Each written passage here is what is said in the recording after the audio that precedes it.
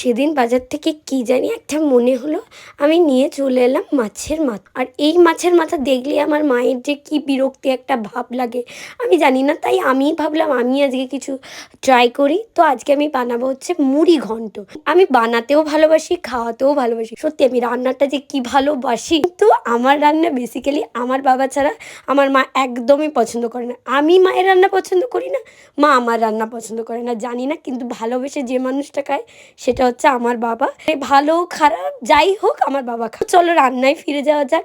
আমি যে বাজার থেকে গোবিন্দভোগ চালটা এনেছিলাম সেটা ভালোভাবে ধুয়ে আমি সেটাকে ভিজিয়ে রেখে দিলাম। এবার একটা ভাজা মশলা রেডি করলাম। জিরে, ধনে ও হচ্ছে গোটা গরম মশলাটাকে কাঠখোলায় নেড়ে নিলাম, দিয়ে সেটাকে আমি মিক্সারেতে পেষে রেখে দিলাম। সেটাকে আলাদাভাবে রেখে দিয়েছি। তারপর মাছটাকে নুন হলুদ মাখিয়ে রেখেছিলাম। মাছটাকে আমি ভেজে নিচ্ছি। আর মাছটাকে যখন ভাজবে তখন না মাছের মাথাগুলোকে একদম ভেঙে নিতে পারো তেলের মধ্যে, বা তোমরা পরেও ভাঙতে পারো। ওই তেলেই দিয়ে দিলাম আমি কেটে রাখা আলুগুলো, সেগুলোকে ভেজে তুলে রেখে দিলাম। দিয়ে দিলাম পেঁয়াজ ওই তেলেই, আর দিয়ে দিলাম আদা বাটা ও রসুন বাটাকে ভালোভাবে নাড়তে থাকবে যতক্ষণ না পেঁয়াজটা একটু নরম হয়ে যায়। তারপর দিয়ে দেবে একটু লঙ্কার গুঁড়ো। আমি এখানে দিয়ে দিলাম জিরে ও ধনে গুঁড়ো। এটাকে ভালোভাবে মশলার সঙ্গে মাখিয়ে নেবে। আর আগে আমি যেহেতু হলুদ দিয়ে রেখেছিলাম, দিয়ে দেবে টমেটোটা যতক্ষণ না নরম হচ্ছে না দিয়ে দেবে একটু কাঁচা লঙ্কা। যারা ঝাল খেতে চাও পরিমাণ মতো ঝালটা। টমেটোটা নরম হয়ে গেলে দিয়ে দেবে পরিমাণ মতো নুন। এবার দেখবে মশলাটা যখন জলটা টেনে নিচ্ছে,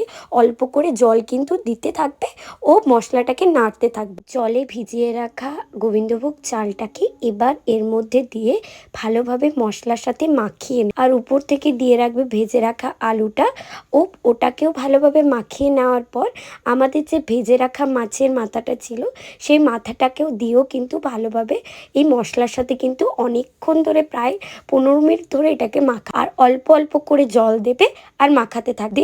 লাস্টে তোমরা একদম পরিমাণ মতো জল দিয়ে এটাকে একটু কিছুক্ষণের জন্য ফুটতে দেবে ও মাঝে মাঝে দেখবে চালটা নরম হয়েছে কিনা। আর ব্যাস হয়ে গেলেই এই ওপর থেকে ছড়িয়ে দেবে একটু ঘি ও ভাজা মশলাটা। কেমন হয়েছে অবশ্যই রেসিপিটা জানাবে।